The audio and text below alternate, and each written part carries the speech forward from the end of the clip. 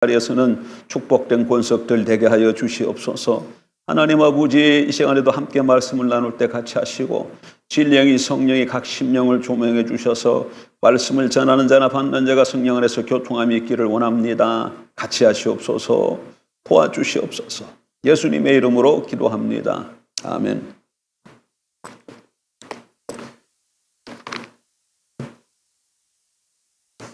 레위기 18장.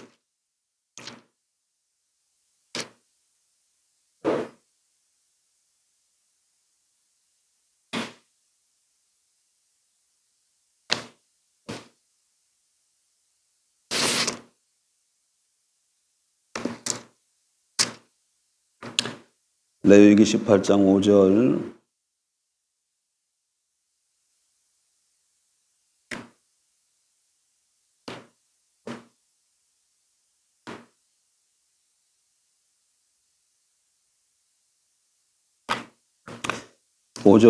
너희는 내 규례와 법도를 지키라.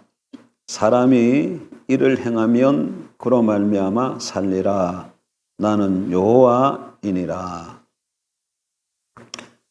하나님의 규례와 법도를 지키면 사람이 그로 말미암아 산다. 나는 여호와이니라. 하나님 말씀이다. 그런 얘기죠. 여러분,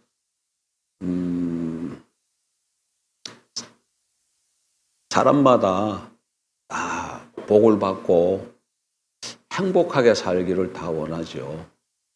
불행하게 살기를 원하는 사람은 아무도 없습니다. 그런데 그것을 가르쳐주는 참 길은 신구약 66권 안에 있습니다, 여러분. 신구약 66권 안에. 왜냐하면 하나님이 살아계시고 그 하나님께서 진리로 주신 말씀이 바로 그 주신 말씀을 모아놓은 것이 성경책이기 때문에 그렇습니다. 그래서 성경책이 무슨 내용인 걸 아는 것이 너무 중요해요.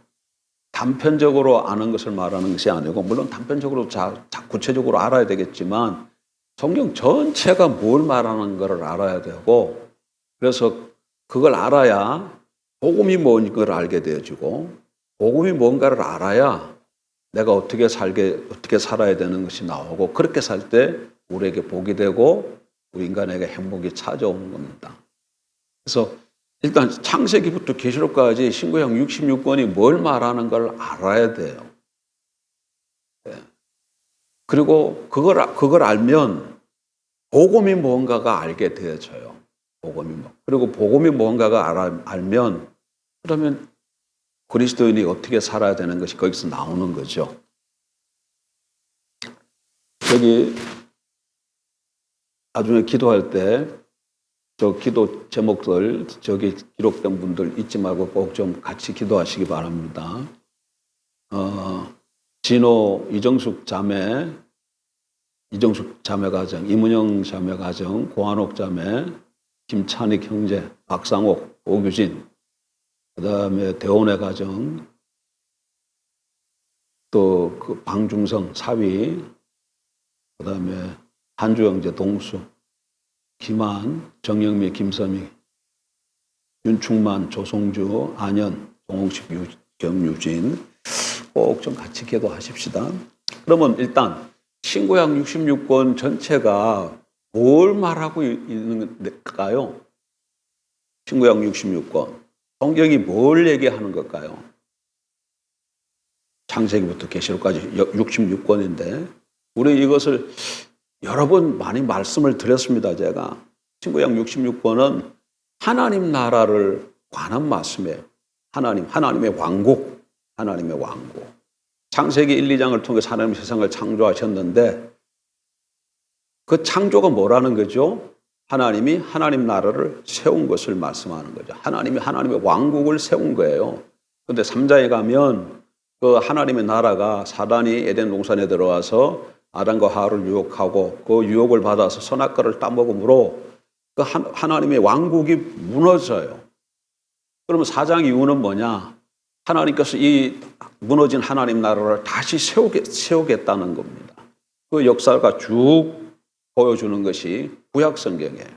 구약 성경은 그러니까 아주 그냥 쫙 압축해서 간추리면 3장에서 무너진 하나님 나라를 세우기 위해서 하나님께서 구원자를 보내주시겠다는 내용이에요.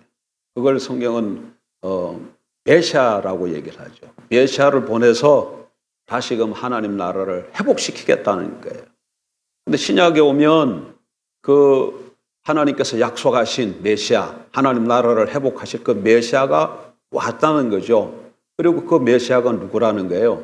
나사렛 예수라는 겁니다. 그러니까 나사렛 예수가 메시아라는 거예요. 메시아는 히브리 말이고 헬라어로는 그리스도예요. 그래서 예수가 메시아, 예수가 그리스도라는 내용입니다. 그런데 예수가 어떻게 메시아로서 하나님 나라를 다시금 회복시켰느냐? 그것은 십자가에 죽고 부활을 통해서, 십자가에 죽고 부활을 통해서 하나님 나라를 다시금 회복시켰다. 다시금 하나님 나라를 세웠다. 그 얘기예요. 그러면 복음은 뭐예요? 복음은 이게 지금 그러면 목사님 그 얘기는 지금 가만 보니까 창세기부터 사복음서까지 내용인 것 같은데요. 그럼 그 이후 사도행전부터 계시록까지 내용은 뭘까요? 그 사도행전부터 계시록까지 이후의 내용은 예수 그리스도가 십자가에 죽고 세우신 하나님 나라가 점점 예루살렘으로부터 시작해서 온 세상으로 확장되어 나가는 것을 보여주는 것이죠. 그리고 계시록에 가서 마지막 21장에서 그 나라가 완성되는 것을 말씀하고 있습니다. 그래서 성경은 처음부터 끝까지 하나님의 나라에 관한 얘기예요. 하나님 나라가. 하나님 나라를 세웠는데 이 나라가 무너졌고 무너진 이 나라를 메시아를 통해서 세우기로 하나님이 말씀하셨는데 메시아로 오신 예수 그리스도가 십자가에 죽고 부활함으로 하나님 나라를 세우셨고 그 세워진 나라가 지금 예수님이 다시 오실 때 완성되고 지금은 그 나라가 회복되고 확장되어져 가고 있다. 그 내용입니다. 그러면 복음은 뭐예요? 복음은 복된 소식인데 복음은 뭡니까? 복음은 뭐예요? 복음은 인간이 왜 인간이 가장 근본된 문제가 죽는다는 얘기인데 왜 죽음이 왔어요? 하나님 나라에서 쫓겨났기 때문에 죽음이 찾아온 거예요. 하나님 나라는 생명의 나라인데 생명의 나라에서 쫓겨났기 때문에. 그러면 인간이 다시 살려면 어떻게 해야 돼요? 이 생명의 나라가 생명의 나라로 다시금 돌아가야 되는 것이죠. 그런데 그 생명의 나라가 어떻게 됐다는 거예요? 예수 그리스도로 말미암아 다시금 회복되었다, 세워졌다는 거예요. 그래서 복음은 하나님 나라가 이 땅에 도래했다는 거야. 복음이 뭐라고요? 하나님 나라가 이 땅에 임했다는 거야. 복음 부르면 자꾸 딴 얘기하면 안 됩니다. 복음이 뭐라고요? 하나님 나라가 임했다는 거예요. 하나님 나라가 이 땅에 세워졌다는 거예요. 물론 완성은 안 됐지만 세워졌어요. 지금 이루어져 가고 있는 도상에 있지만 세워졌다는 거예요. 하나님 나라가 세워졌어요. 이게 복음이에요. 그럼 하나님 나라라는 것은 무슨 뜻일까? 하나님 나라라는 것은 하나님이 왕으로 다스리는 나라죠. 하나님이 왕으로 다스리는 나라인데 하나님께서 이 땅에 있는 하나님 나라는 누구에게 맡기신 거예요? 나사렛 예수에게 맡기신 것이죠. 메시아 대신 예수님께 맡기셨기 때문에 하나님 나라는 다르게 표현하면 그리스도의 나라, 메시아의 나라라고도 말할 수 있는 것이죠. 예수가 왕으로 다스리는 나라, 그 나라가 하나님의 나라예요. 그 나라가 생명의 나라예요. 그 나라가 어떻게 됐다고? 세워졌다는 것이 복음이야. 그럼 다르게 표현하면 하나님 나라가 세워졌다 이 얘기는 다르게 표현하면 나사렛 예수가 메시아다는 얘기예요. 나사렛 예수가 주라는 얘기예요. 나사렛 예수가 왕이라는 얘기예요. 그런데 그 나사렛 예수가 어떻게 그걸 세우셨다고요? 십자가에 죽고 부활하시고. 물론 말씀이신 하나님이 도성인신하시고 성육신하시고 완전히 순종의 삶을 사시고 십자가에 죽기까지 순종하시고 부활하시고 승천하셔서 여기까지 재리까지 다 얘기를 해야 되지만 그 핵심적 압축해서 얘기할 때 십자가와 부활로 얘기를 하는 것이죠. 십자가와 부활로. 그래서 예수 그리스도가, 그러니까 복음은 하나님 나라가 이 땅에 임하였다. 그러니까 인간에게 하나님 나라가 임했으니까 인간이 어떻게 됐다는 얘기예요. 다시금 살 수 있는 길이 열렸다는 얘기잖아요. 살 수 있는 길이 열렸다는 거잖아요. 하나님 나라가 세워졌는데 그 무너져서, 그래서 모든 인간이 다 죽은 거예요. 사망 아래 놓였는데, 그럼 다시 살려면 하나님 나라가 세워져야 되는데, 거기 들어가야 되는데 그 나라가 세워졌다는 거예요. 그러니까 그 복음이죠. 그게 복음이야. 근데 그 나라를 누가 세웠다고요? 예수님이 세웠다는 거예요. 그래서 예수가 십자가에 죽고 부활로 그 나라의 주가 왕이 되었기 때문에 하나님 나라가 세워졌다 이렇게 표현도 하고, 복음을 하나님 나라 복음으로, 또는 예수가 십자가에 죽고 부활하심으로 주가 되셨다, 그 말이랑 똑같은 말이잖아요. 십자가에 죽고 부활하심으로 주가 되셨다. 예수가 왕이 되셨다. 왕이라 그럴 땐 하나님 나라의 왕, 예수가 그 나라의 메시아이시다, 하나님의 아들이시다, 이렇게 선포되기도 하고, 때로는 예수님이 그 나라를 어떤 식으로 세우셨어요? 어떻게 왕이 되셔서 십자가에 죽고 부활하심으로, 그래서 예수가 십자가에 죽고 부활하심으로 하나님 나라가 세워졌다. 그래서 십자가 부활로도 선포되어지기도 한다는 얘기예요. 정확한, 그러니까 예수님이 십자가에 죽으심으로, 예수님이 십자가에 죽으심으로 내 죄가 사여졌다. 이건 반쪽 복음이야. 이건 반쪽 복음이에요. 온전한 복음은 예수의 십자가의 죽으심과 부활을 통해서 그분이 주와 그리스도가 되셨다. 인간과 구주가 되셨다. 여러분 가서 복음 선포되는 데 가서 항상 보세요. 그렇게 선포되어지고 있어요. 항상 그렇게 선포되어지고 있다고. 이게 복음이에요. 그리고 누구든지 그 복음을 믿고 받아들이는 자마다 제3을 얻고 그 하나님 나라에 들어가서 뭐가 되는 거예요? 그 하나님 나라 들어가서 예수의 백성이, 예수가 왕이니까 그의 백성이 되는 것이죠. 아버지가, 하나님이 아버지로 표현되지만 아들이 되는 것이고, 하나님이 신랑으로 표현되지만 신부로 표현되지는 것이죠. 목자로, 하나님이 목자로, 예수가 목자로 표현되지면 그의 양으로, 하나님이, 예수가 농사꾼으로 표현되지만 그의 밭으로, 이렇게 표현되어지는 것이에요. 똑같은 이치는 똑같아. 그래서 누구든지 예수 그리스도를 믿고 영접함으로 하나님 나라에 들어오는 자에게 영생이 있고, 그 다음에 그 영생을 받은 사람이 그 다음에는 어떻게 살아야 됩니까? 그 다음 어떻게 살아야 돼? 예수를 왕으로 모시고 살아가니까 어떻게 살아야 돼요? 어떻게 살아야 되겠어요? 어떻게 살아야 되겠어요? 예수 그리스도를 주로 왕으로 모시고 살아야죠. 주로 왕으로 모시고 살아야죠. 그러면 주로 왕으로 모시고 사는 것은 어떻게 사는 거예요? 예수를 주로 모시고 산다. 예수를 왕으로 모시고 산다. 어떻게 사는 걸 말하는 거예요? 내가 그냥 예수가 나의 왕입니다, 나의 주입니다, 그러면 예수를 주와 왕으로 모시고 사는 거예요? 왕이 그 자기 백성을 다스릴 때 뭘로 다스려요? 말씀으로 다스리잖아요. 말씀으로. 그래서 예수님의 말씀, 하나님의 말씀을 듣고 순종함으로 사는 것이 그 백성으로 사는 겁니다. 그리고 그 백성으로 살 때에 하나님의 은혜가 부어져서 그 말씀에 순종하며 사는 사람 삶 속에 생명이 흐르게 되어지는 것이죠. 오늘 레위기 18장 5절 보세요. 18장 5절. 자, 이거 얘기하기 전에 레위기부터 좀 봐야죠. 레위기는 성경 모세오경 보면 창세기, 출애굽기, 그 다음에 레위기가 있어요. 레위기. 그 다음에 민수기 이렇게 나. 근데 왜 레위기가 출애굽기와 민수기 사이 속에 들어가 있을까요?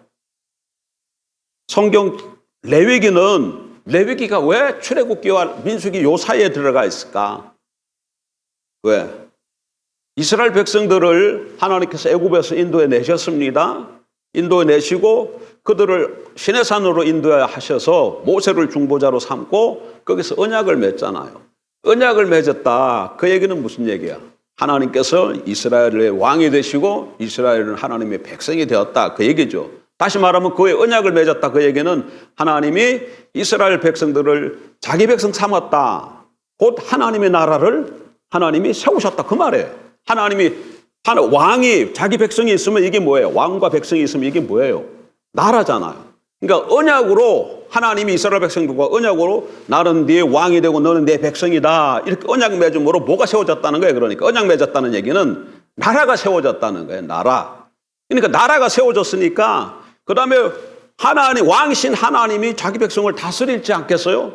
다스리는데 뭘로 다스려요? 그래서 다스리는 하나님의 말씀으로 다스리는데 그 말씀을 다스리는 말씀을 기록해 준 것이 레위기.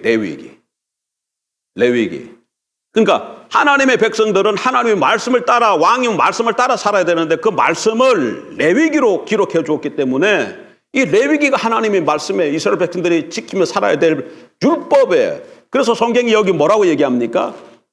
그런데 18장 5절에 보면 너희는 내 규례와 법도 그러니까 이 레위기의 말씀이죠. 내 규례와 법도를 지키라. 사람이 이를 행하면 규례와 법도를 행하면 하나님 말씀을 행하면 그로 말미암아 뭐 하리라? 살리라. 이렇게 되어 있어요. 살리라. 그러니까 하나님의 백성들이 사는 방법은 생명 가운데 사는 것은 하나님 말씀을 지킴으로 사는 겁니다. 이것은 창세기를 돌아가 봐도 또 확인할 수 있어요. 하나님이 아담 하와를 지으시고 에덴 동산에 인도하시고 아니지. 순서가 그렇게 되어 있질 않아. 잘 하나님이 아담을 지으시고 에덴 동산에 데려가시고 그와 언약을 맺었어요. 그리고 그 다음에 아담이 독차하는 것이 좋지 못함으로 하와를 만드셨어요. 이게 순서가 그렇게 됩니다. 하나님이 아담을 만드시고 그 다음에 뭐 하시고 에덴으로 인도하셔서 거기서 뭐 하셨다고요? 언약을 맺고 그 후에 하와를 짓는 거예요.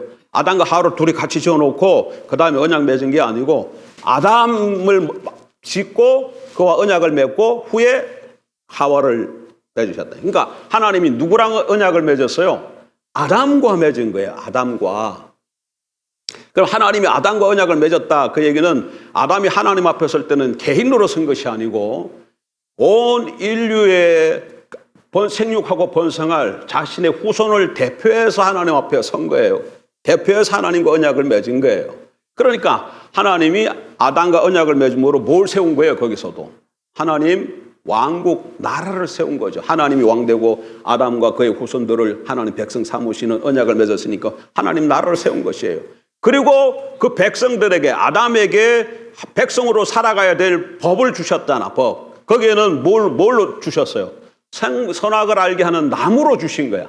선악을 알게 하는 나무의 열매를 따먹지 말라. 내가 먹으면 정령 죽으리라. 선악과 법으로 주신 것이죠. 그래서 그걸 안 따먹으면 그 계명을 지키면 따먹으면 죽는다. 그 말은 안 따먹으면 어떻게 된다는 얘기예요. 따먹으면 죽는다 했으니까 안 따먹으면 어떻게 된다는 얘기예요.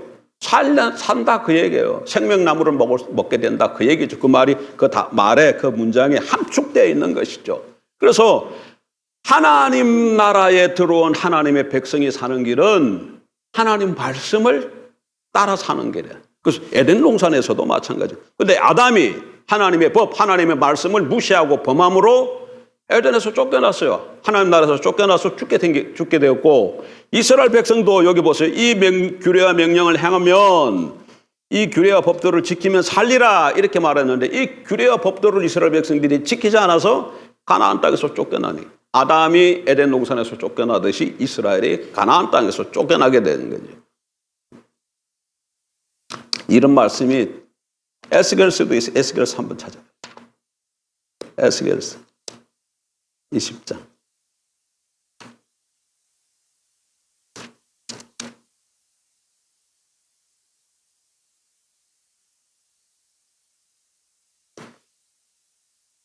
에스겔은 지금 시대적 상황이 어떻습니까? 여기는 지금 나라가 망해서 바벨론 포로로 붙들려 왔습니다. 에스겔은 바벨론 포로에 붙들려온 그 가운데서 사역하는 사람이에요. 20장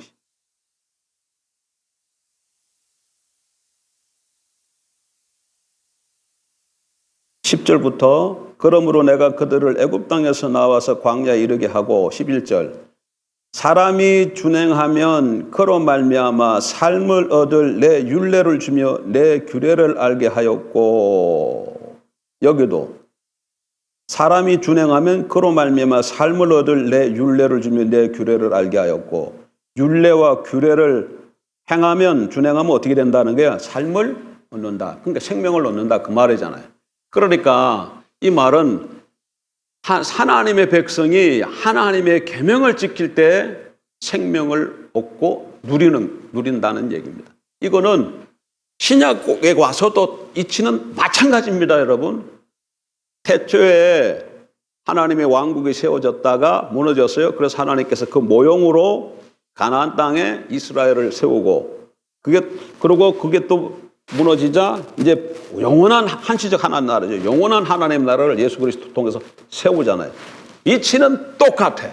태초에 아담이나 가나안 땅의 이스라엘이나 오늘 영원한 나라 안에 들어와 있는 예수 그리스도의 영원한 나라에 들어온 하나님의 백성, 이치는 똑같아. 하나님의 백성이 사는 길은 뭐라고요? 하나님의 계명을 지키는 거예요. 당연하죠. 이치가 왜 계명 지키는 것이 생명을 얻고 사는 길입니까? 계명을 지킨다 그 얘기는 무슨 말이에요? 말씀을 지킨다 그 얘기인데, 그 얘기는 왕의 말씀을 뭐 한다는 거예요? 순종한다는 얘기잖아요. 그 왕이 어떤 분이에요? 우리 왕이 어떤 분이에요? 창조주시잖아. 창조주시. 여러분, 하나님이 창조주시다, 우리의 왕이 창조주시다, 그 말은 모든 존재의 근원이다 그 얘기잖아. 이 세상에 눈에 보이는 것이든지 보이지 아니하던 것이 다 누구에게서 나왔어요? 하나님에게서부터 나왔잖아. 그래서 모든 존재의 근원이다 그 말이, 하나님이 창조주시다 그 얘기는 이 세상에 존재하는 모든 존재의 근원이다 그 얘기예요. 또 다르게 표현하면 존재 가운데는 무생물도 있고 생물도 있잖아요. 그런데 생물은 모든 생물의 근원이다 그 말이잖아요. 하나님이 창조주시다 이 말은 모든 존재의 하나님이 근원이시다. 다르게 표현하면 하나님이 모든 생명의 무엇이다? 근원이시다 그 말이야. 주이시다 그 말이에요. 우리 생명이 누구로부터 온 거예요? 하나님으로부터 온 거예요. 하나님으로부터. 하나님이 우리에게 생명을 주셔서요. 육신의 생명. 그런데 그러니까 하나님으로부터 떠나가면 어떻게 돼? 생명의 근원으로부터 우리가 떠나는 거잖아요. 그러니까 하나님을 떠나면 생명의 근원을 떠나는 것이니까 당연히 뭐가 찾아오겠어요? 죽음이 오는 거예요. 하나님을 떠난다 그 얘기는 생명의 근원을 떠난다는 말이기 때문에 자기가 죽음을 길로 찾아 들어갔다 그 말이에요. 찾아 들어간다는 얘기예요. 그럼 우리가 하나님 말씀을 지키며 산다 그 얘기는 무슨 얘기예요? 창조주신 생명의 근원 되신 하나님이 내가 그 말씀을 순종했으니까 그분이 나와 함께 구하시는 것이죠. 그러니까 생명이 그 생명 가운데 내가 유지하는 것이죠. 제가 이렇게 표현을 했지만 이거는 다르게 표현하면 언약입니다. 언약이에요. 언약이잖아. 언약이 뭐? 언약.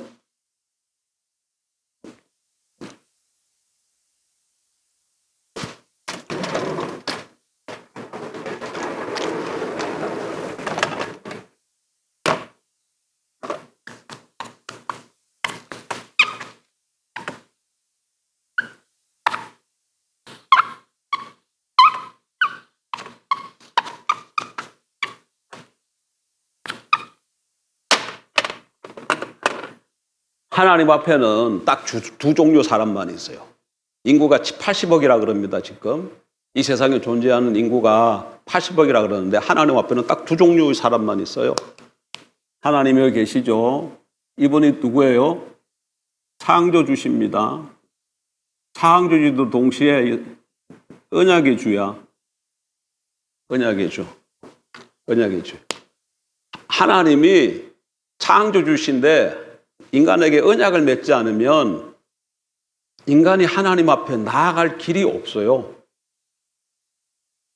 하나님 어떤 분이 지극히 크고 높으신 그 하나님 앞에 감히 피조물인 인간이 나아간다? 질적으로 너무 차이가 나서 그 하나님 앞에 나아가는 길이 없어요. 무조건 일방적이지. 어떻게? 하나님이 명령하시면 그 명령에 그냥 순종하는 길밖에 없어요. 이것뿐이라면, 창조주라면 일방적인 거예요. 관계가 일방적인 것이다. 하나님과 우리 사이. 이 말이 이해가 됩니까? 하나님이 창조주시다 그러면 하나님이 우리는 뭐라는 얘기예요? 피조물이잖아. 그럼 하나님과 우리 사이에는 갭이 너무 커.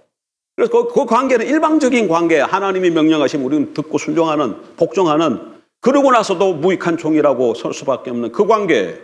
근데 인간이 그 다음에 하나님 앞에 나가서 뭐 이렇게 나가서 어떻게 그렇게 할 수 없다니까.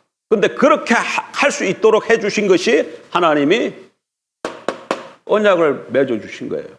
그래서 그 다음부터는 인간과 사람 사이에 일방적인 관계가 안 되고 쌍방의 관계가 되는 거예요. 쌍방의 관계가 되는 거예요. 그래서 하나님은 창조주인과 동시에 무슨 주시다? 언약의 주예요. 언약의 주, 언약의 주.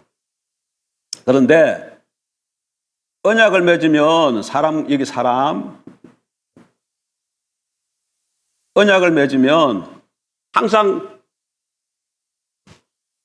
언약 양 쌍방 간에 뭐가 발생한다 그랬어요? 책임이 발생한다 그랬어요. 책임. 의무가 발생한다고. 권리인 동시에 책임이에요. 권리인 동시에. 책임을 거꾸로 하면 권리가 되는 거예요. 하나님은 사람에 대해서 하나님 노릇해 주셔야 되고 왕 노릇해 주셔야 되고 사람은 하나님에 대해서 하나님 백성 노릇해야 돼. 여기는 무슨 노릇해야 된다고? 왕 노릇하시 여기에 대해서 왕 노릇해 주셔야 돼. 여기 하나님에 대해서 백성 노릇해야 돼. 백성 노릇해. 이게 책임입니다. 의무고 책임을 거꾸로 하면은 그게 권리해야 돼요. 하나님은 백성들로 하여금 왕으로서 대접받을 권리가 생기는 것이고 백성은 하나님에 대해서 백성으로서 그 하나님 앞에 설 수 있는 권리가 생기는 거예요. 주장할 수 있는 권리가 생기는 거예요. 책임과 권리가 동시에 발생하게 되는 거예요. 그런데 하나님이 언약의 주로서 하나님이 이 사람에게 내가 왕으로서 이렇게 대접받고 싶다. 그래서 주신 것이 언약법이에요. 사람이 하나님에서 백성 노릇해야 되는데 그 백성 노릇 어떻게 할 거냐 했을 때 이렇게 하라. 이걸로 이렇게 하라는 거예요. 이렇게 법으로 이렇게. 그러니까 이 언약 그러니까 이게 에덴 동산에서는 선악과 따먹지 말아라. 시내산에서는 십계명과 율법으로 이렇게 언약법으로. 그러니까 이스라엘 아담이든지 이 사람은 아담이든지 이스라엘이죠. 이스라엘이 하나님 백성으로서 노릇하는 것은 뭐 지키는 것이다? 언약법을 지키는 거예요. 언약법 지키는 거예요. 언약법을 지키면 하나님과 사람 사이에 이 언약의 관계가 유지가 되어지는 거예요.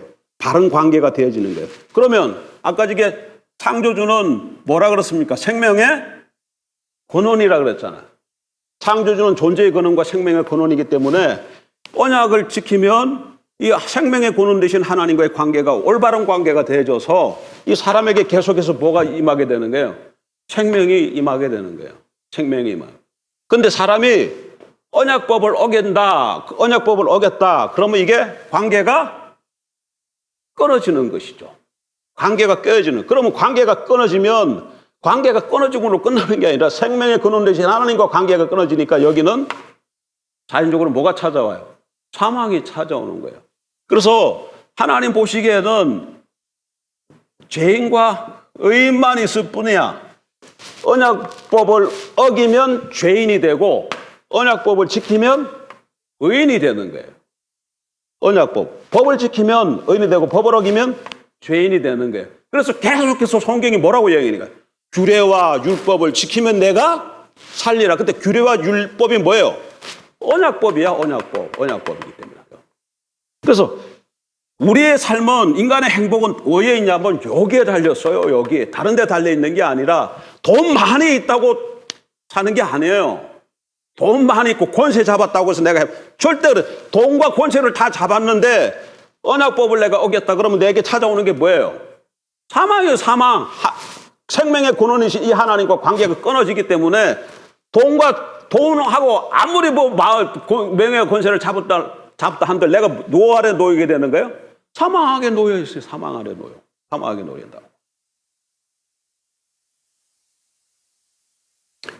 근데 우리가 솔로몬처럼 이렇게 막 돈도 많고 권세도 좀 가지고 이렇게 있으면서 이런 소리를 해야 고개 끄덕끄덕해지는데 우리 돈이 없잖아.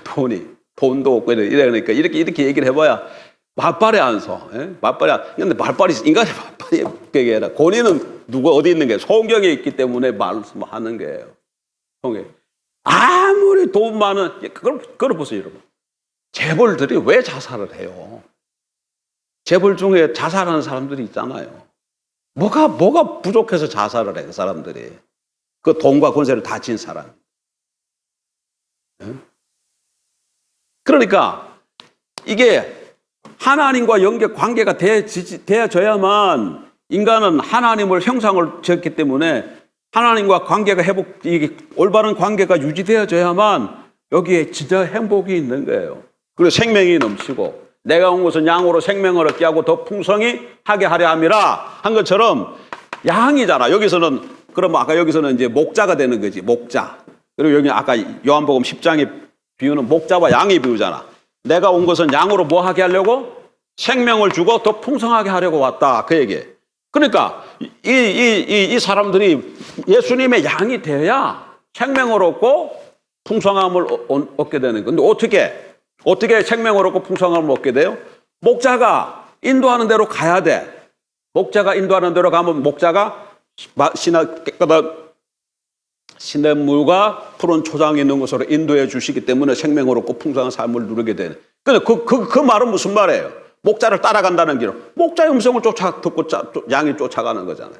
그런 비유야, 비유 전부 다 비유예요. 그러니까 근데 다른 목자가 많이 있네. 사꾼들이 있어요. 사꾼도 있어요. 사꾼. 이거는 거짓 목자야. 이거 양이 이걸 자기 주인으로 삼고 쫓아가면 맹수가 나타나면 이 사꾼은 제 양이 아니니까 뭐 한다고 지 살기 위해서 도망가. 그래서 양이 맹수의 밥이 되는 거죠. 근데 목자는 맹수가 나타나도 자기 양의 힘으로 자기 목숨을 바쳐 양을 지키는 것이죠. 목자가 양을 지키는 거 왜 지켜요? 언약. 목자 노릇 해야 되기 때문에. 목자 노릇 해주시오. 언약은 결속되는 거예요. 목자와 양 관계면 목자가 내가 목자다, 이 양의 목자다. 그러면 내가 뭐 해줘야 된다는 거야, 양에 대해서. 목자 노릇 해줘야 되잖아. 목자는 먹을 것과 마실 것을 인도할 뿐만 아니라 맹수가 오면 그를 막아주고 물리치고 보호해줘야지 그 목자죠. 그래서 목자 노릇 해주는 거예요. 예수님 우리 목자이기 때문에 자기 생명까지 바쳐서 우리를 지키고 보호하시고 먹을 걸 주시고 다 하신다고. 그럼 양은 목자에 대해서 해야 할 일은 뭐예요? 양은 할 게 다른 게 자기가 뭐 먹을 것 마실 것 찾는 게 아닙니다. 양은 먹을 것 마실 것을 누가 주는 거예요? 그 할 역할은 누가 하는 거예요? 목자가 할 일이야. 양이 할 일은 뭐예요? 목자와 양 관계에서 양이 해야 될 책임은 뭐예요? 목자의 음성을 잘 들어야 돼. 다른 목자의 음성을 듣는 것이 아니라 자기 목자의 음성을 듣고 그냥 졸졸졸졸 따라만 가면 돼. 졸졸졸졸 따라만 가면 돼. 그러면 거기에 물이 있고 풀이 있고 밥이 있고 다양한 필요한 양이 살아가는데 필요한 모든 것이 다 있다는 얘기. 이 이치가 똑같으니 지금 이걸 오늘날 우리에게 오면 오늘날 이건 이 언약법이 우리에게 뭘로 바뀌는 거예요 지금 이게? 성령의 법으로 바뀌는 거잖아요. 성령의 법으로. 성령의 법이에요. 로마서 8장에서 말하는 성령의 법이에요. 오늘 신약 시대에 살아가는 하나님의 백성들의 언약법이에요. 태초에는 선악과가 언약법이고 이스라엘에게서는 십계명과 율법이 언약법이고 신약 시대의 하나님의 백성들의 언약법은 뭐라고요? 성령의 법이에요. 성령의 법. 성령의 음성을 듣고 살아가는 거야. 거기에 뭐가 있다는 거야 그러면? 거기에 우리의 생명이 있는 거예요. 거기에 우리의 생명이 있어요. 거기에 우리의 그러니까 생명 그 얘기는 아까 제가 말한 것처럼 거기에 우리의 뭐가 있다는 게 복이 있고 행복이 있다는 겁니다. 이걸 놓치면 안 됩니다. 이걸 놓치면 다른 건 다 잊어버려도 성령의 법을 따라가는데 내 그리스도인에 뭐가 있다고? 여기 이거 생명이라고 표현되어 있지만 이건 다르게 표현하면 뭐예요? 영생이야. 요한복음의 생명은 영생을 말하는 거예요. 육신의 생명을 말하는 게 아니고 영생을 말하는 거예요. 영생이 뭡니까 여러분? 영생이. 영생. 영생, 오는 세상의 삶, 오는 세상엔 하나님의 나라. 따라서 영생은 하나님 나라의 삶. 하나님의 나라의 삶은 하나님이 주신 자원으로 사는 삶. 그러니까 영생이 고로 하나님 자원으로 사는 삶. 그러니까 영생은 뭐냐? 하나님이 주시는 자원으로 살아가는 걸 말하는 거예요. 하나님이 주시는 자원이라는 게 뭐예요? 우리는 꼭 먹고 사는 그것만 생각하는데 그것을 포함한 인간이 이 땅에 살아가는데 필요한 하나님 자원이라. 하나님 자원. 하나님 자원. 한번 세요. 하나님 자원. 하나님 자원 한번 생각. 하나님 자원. 하나님 어떤 분이세요? 하나님 자원이 하나님의 자원으로 산다. 그 얘기는 하나님의 모든 것을 우리에게 주시는 것으로 산다. 그 얘기잖아요. 이 얘기는 하나님의 기업을 내가 물려받는다. 그 얘기잖아요. 성경에 이걸 한마디로 뭐라 그래요? 다른 단어로. 유업을 받는다 그러잖아요. 그걸 뭐라 그래요? 그 받는 사람. 상속자라 그래요.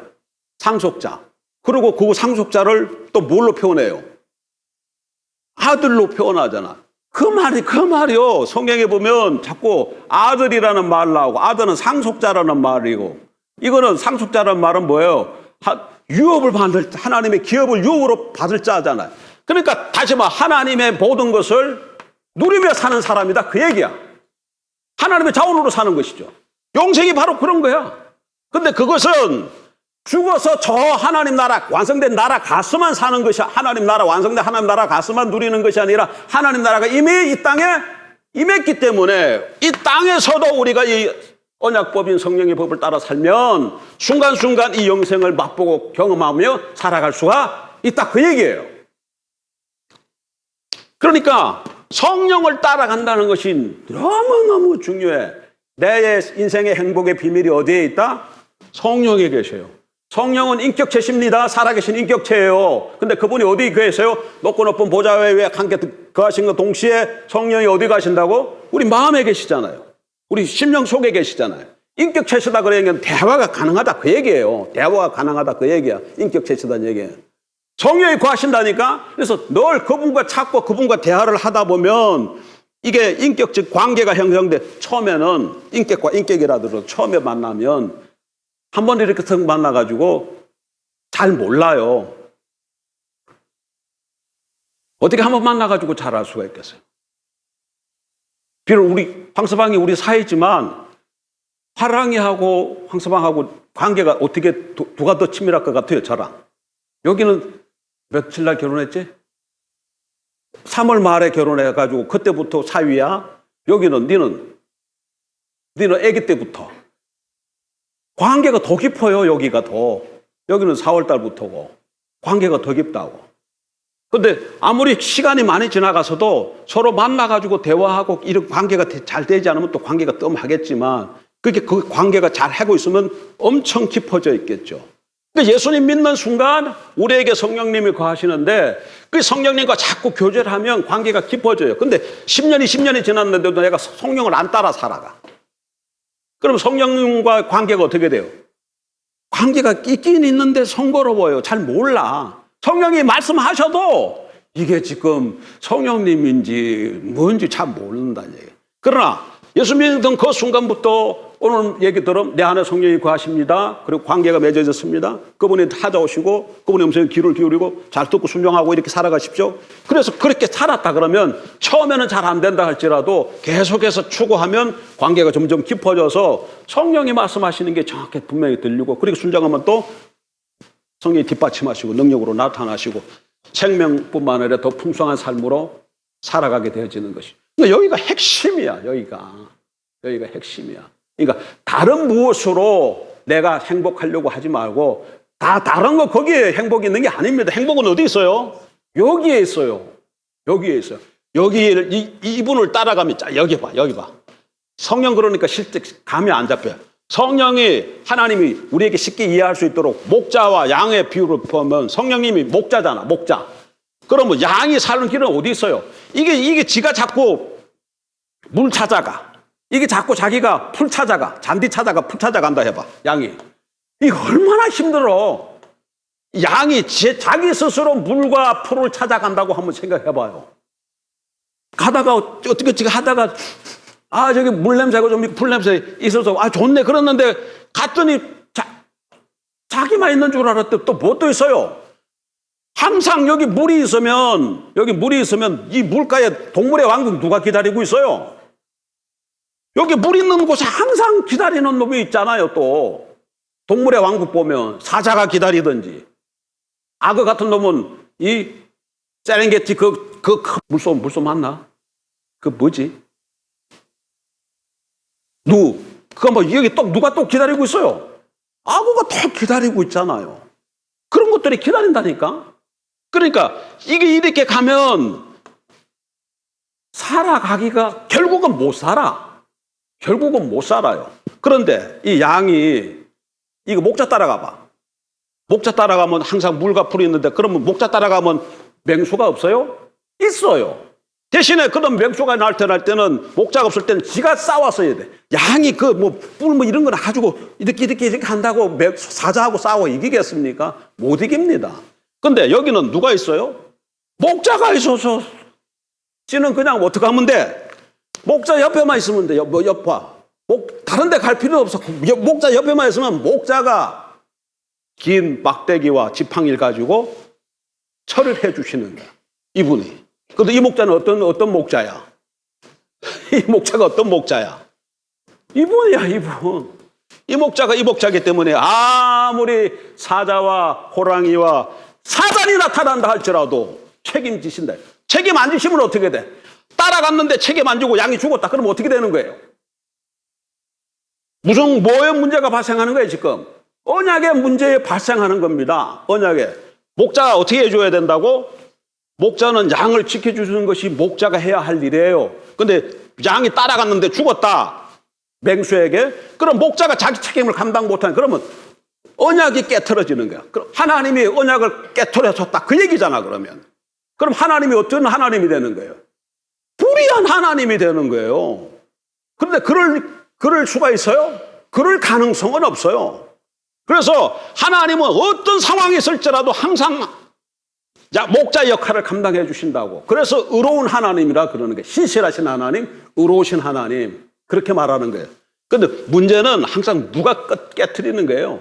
양이 깨트리지 목자가 안 깨트리신다. 안 깨트리는 거예요. 그러니까 이런 이치를 알고 양은 그냥 목자만 따라가면 돼. 그리고 목자가 이렇게 또 비전을 줘요. 빌립보서 2장.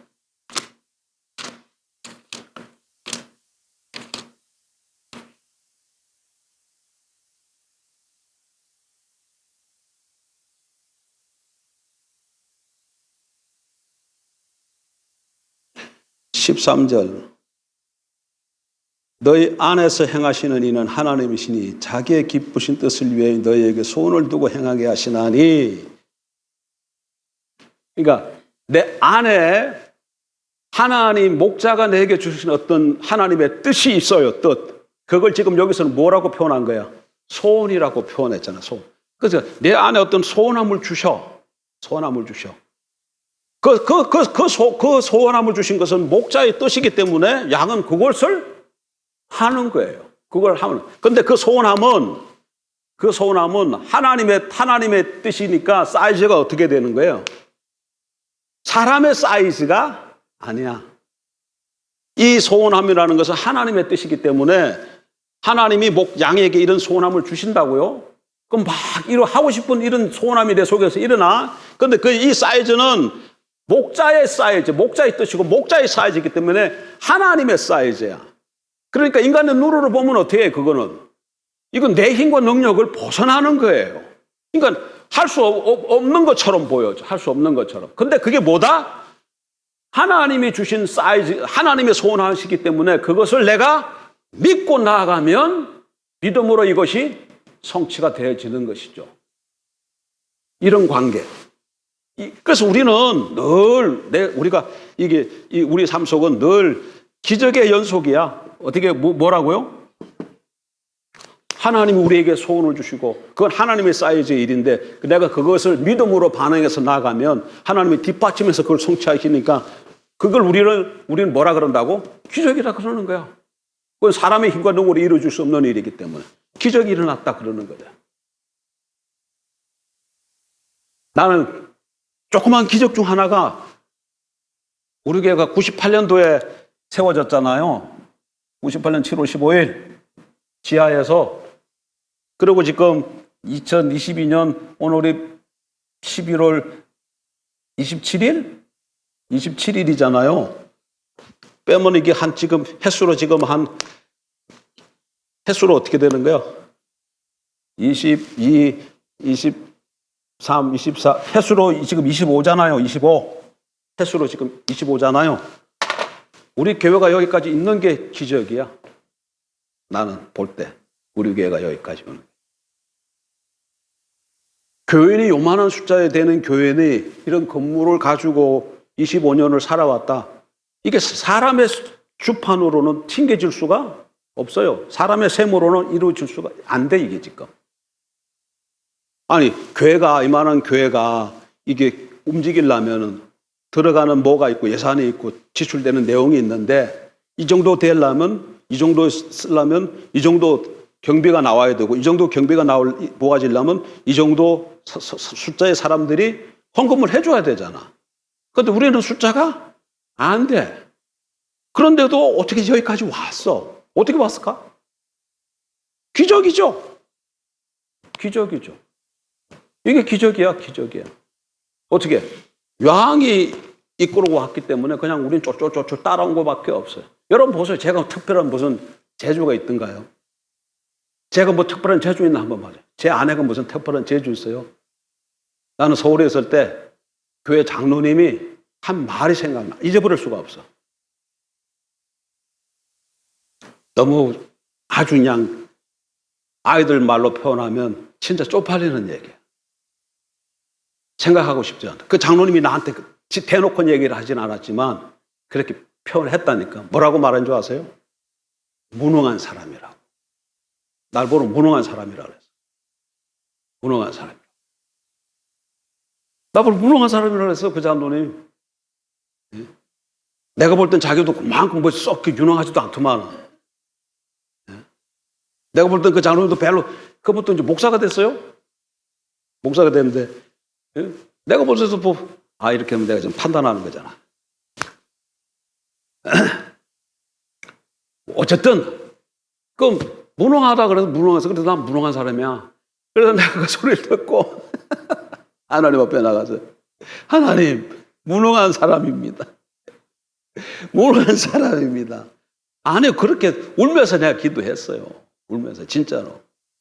그 소리 듣고 나서, 무능하다고. 어떻게 하면 좋겠냐고. 그러니까, 난 정말 무능해. 내가 이렇게 하는 것도 없고, 잘하는 것도 없고, 아무것도 잘하는 것도 없고. 근데 어쨌든, 어떻게 했다가 교회를 개척하고, 여기까지 왔는데, 여기까지 왔어. 이게 그러니까 내 힘과 능으로 되어진 게 아무것도 없지. 기적이지. 내가 볼 때, 여러분 볼 때는 어찌 몰라도 기적이에요. 근데 왜 기적일까? 하나님이 소원함을 줬고, 그 믿음대로 그냥 순종했고, 순종하니까 하나님께서 여기까지 인도해 주신 것이죠.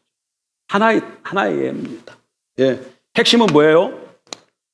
언약법을 지킨 언약법, 계명이죠. 언약법, 다르게 말하면 계명. 다르게 말하면 하나님의 뭐예요? 말씀이죠. 하나님의 백성들은 하나님의 말씀을 지키고 사는데 거기에 뭐가 있다? 생명이 있고 복이 있고 행복이 찾아와. 그런데 신약시대에 하나님의 백성들은 이 언약법이 뭘로 온다고요? 성령으로 오기 때문에 성령에 좌우되는 게 모든 게 성령에 좌우돼요. 성령에. 그럼 성경은 필요 없어요? 아니죠. 성경을 읽으면 성령이 성경을 조명하셔서 성경을 통해서 말씀을 하시죠. 그 성경 부지런히 봐야 돼. 여기까지. 뭐가 우리를 살린다? 계명이 우리를 살립니다. 하나님 말씀이 우리를 살립니다. 다 잊어버려도 뭐가 우리를 살린다? 하나님 이거 오늘 우리 오늘 이상하게 오후에 찬양해 볼 때 그 말씀을 그 찬양에 오늘 가사가 많아서서 말씀 앞에서 또 뭐 했었지? 그런 내용으로 이번에 오후 때 찬양 보면 다 말씀의 순종 이런 걸로 다 그렇게 돼 있었어요. 이게 연결되어지는 거야. 그것 자체도 그냥 오늘 찬양 여러분 그냥 찬양 저는 그 찬양을 하면서 그냥 찬양한 게 아니다. 오후에 나눌, 아이고.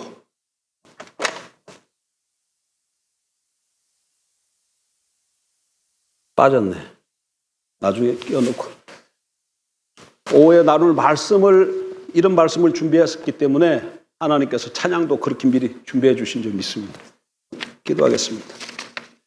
하나님, 하나님의 백성들이 사는 길이 하나님 계명을 지킴에 있는 것을